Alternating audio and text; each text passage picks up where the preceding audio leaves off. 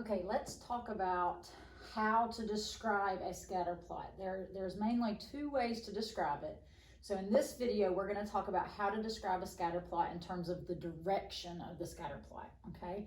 So the most basic way of thinking about it is the direction of it is going to be determined by the correlation, how they're related, and as to if the correlation is positive, negative, or there may not be a correlation at all, okay? So that's what we're talking about, all right? So let's start out with a positive correlation. So if you are looking at two topics, or maybe you're looking at a scatter plot and you're trying to figure out if they're positively correlated, well, there's a couple ways to tell that. So if you graph the scatter plot like we just did, and it looks like from left to right, so make sure that you read graphs from left to right.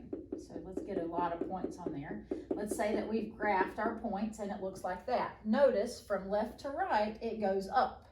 So if that's the case, they may be a little bit further apart, like spread apart, but as long as it goes from left to right, it goes up. That is a positive correlation. So that's a really easy way to tell if it's a positive correlation or not, okay? And so that's one way, is to look at the scatter plot. The other way to see if something, or two variables, two of the things you're looking at, you're studying, to see if they're positively correlated, is you actually can kind of just look at what they are.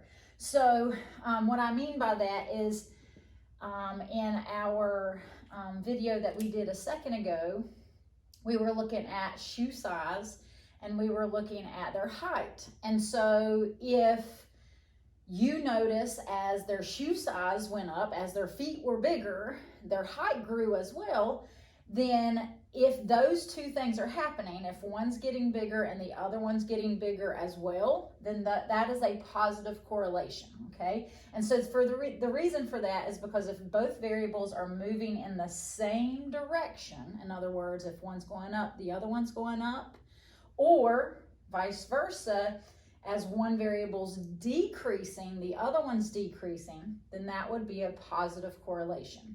So the video that we just worked on, where you were looking at shoe size and height, you would notice that as the shoe size got bigger, the height had a tendency to get bigger as well, okay? So some other examples would be, like if you look at how long somebody's in school, so years in school, and then their salary. There is a correlation between those two things. Because what you will notice if you start collecting data on this is the longer that somebody spent in school, they had a tendency to have a higher salary. Now, keep in mind, saying that two things are correlated just means that there's a relationship. So don't just assume that one's going to cause the other, okay?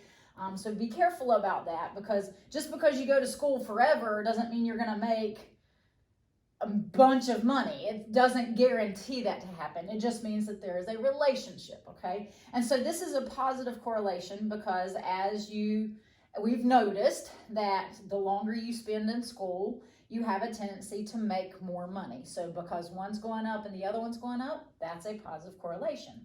Another example that I kind of thought about, that kind of going in a different route here, is the amount of time you spend working out and the exhaustion level. So the longer you work out, you have a tendency to have a higher exhaustion level. You're more exhausted. And so because as the amount of time you work out increases and your exhaustion level increases as well, then those are positively correlated. Okay, so that's a positive correlation. Goes up in the graph, or they go in the same direction if you're looking just at the topics themselves, okay? So then what is a negative correlation? Well, a negative correlation in the graph, if you graphed it on the scatter plot, when you look at it from left to right, it's going to go down. So I'm going to throw a lot of points on here. And so notice from left to right, it has a tendency to go down, okay? So if you're looking at a scatter plot and you're trying to figure out the direction, that's what you're looking for. The other way to look at it, kind of like what we did here, is you can look at the variables, and the variables will actually move in opposite directions.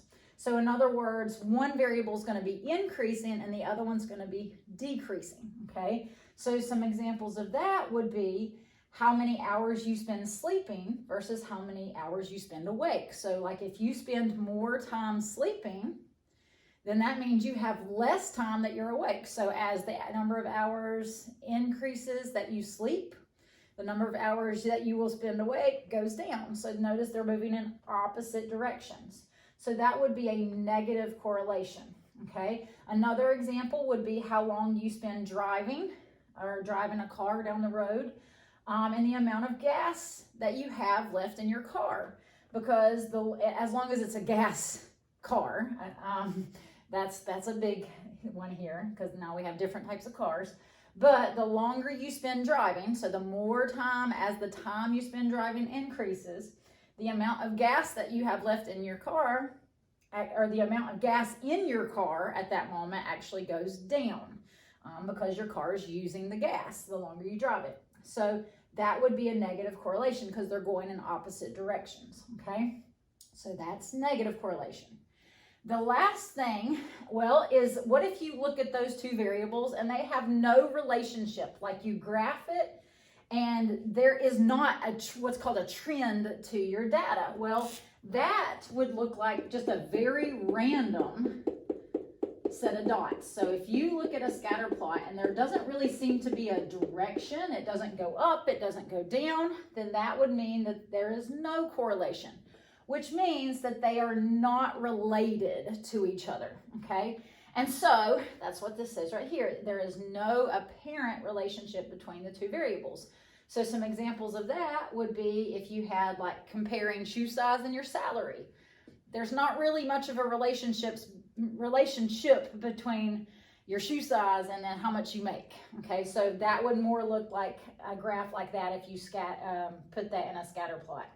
And then also just another example, like how long your hair is versus your grades. That doesn't really have a tendency to be related to each other. So that would also be a scatter plot that if you actually graphed the data like we did in the other video, it would more than likely look like that. So that is how you tell the direction of your scatter plot.